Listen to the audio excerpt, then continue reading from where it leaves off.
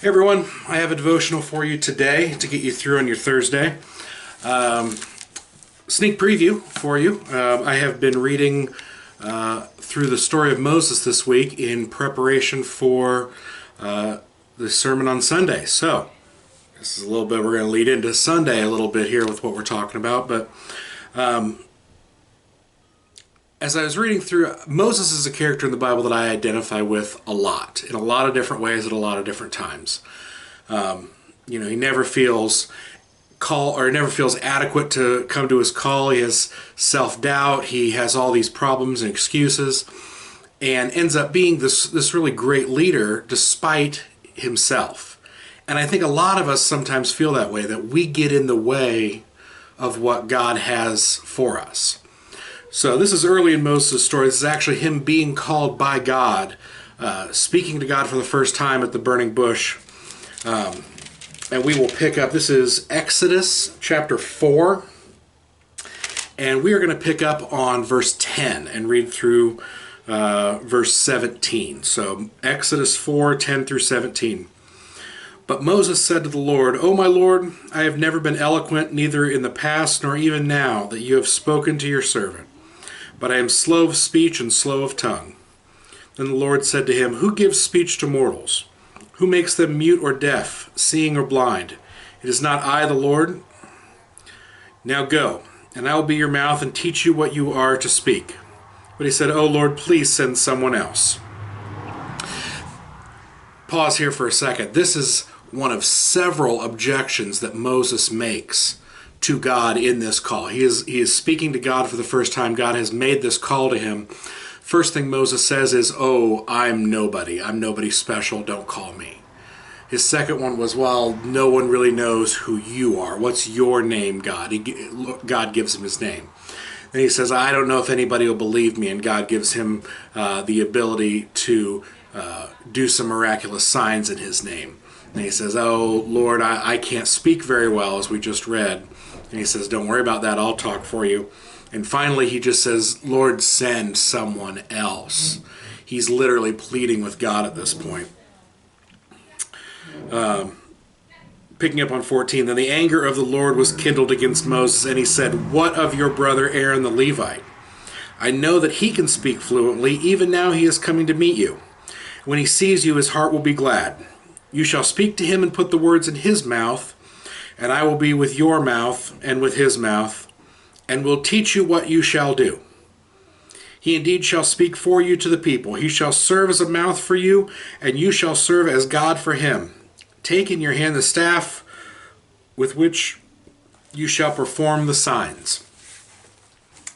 This is a very important step. It kind of sounds like God caves into what Moses is wanting here, but as a matter of fact, what God's actually done here is set up a really great dynamic that we're going to talk about a little bit more on Sunday between God and Moses and Aaron and the people.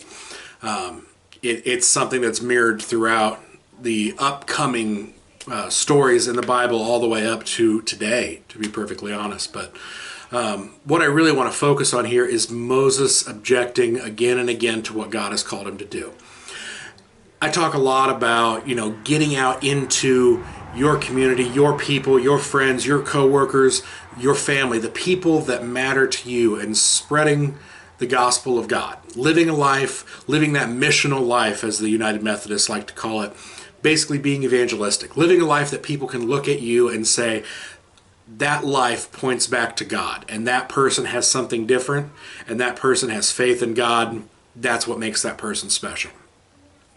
I know that it's hard, and I know that for the most part, a lot of us have tried this at some point in your life. You've tried to reach out and say, you know what you really need? You need Jesus, and here's some stuff about Jesus, and you've been rejected, and you've been hurt, you've been embarrassed, you've been, could be any number of things.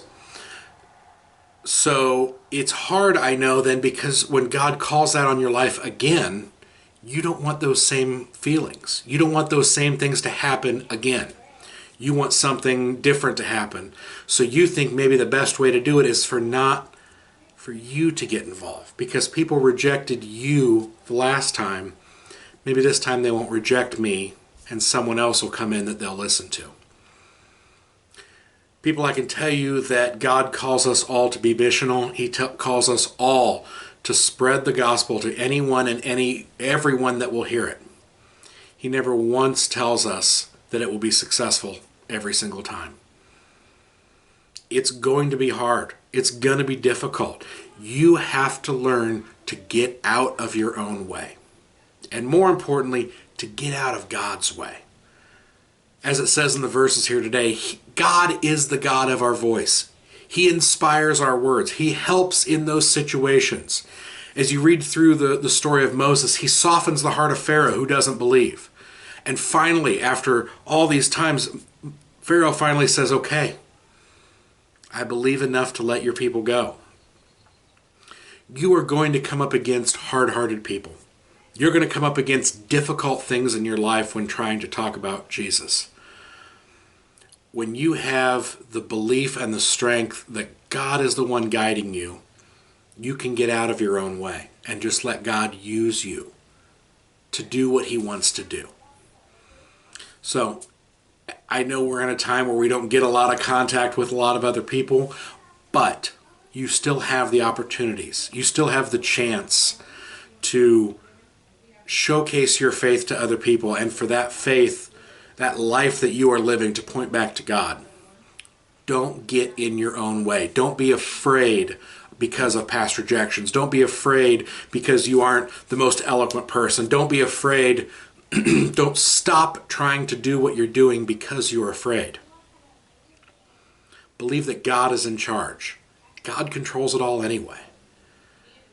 The only thing that you do by being afraid is handicapping God. Don't hold God's message hostage because of your own fears. Like I said, I look forward to seeing you on Sunday. We're going to dive a little bit more into the story of Moses and how that really applies to us today. I hope you all are having a great week. I look forward to seeing you all again very soon. Thank you so much.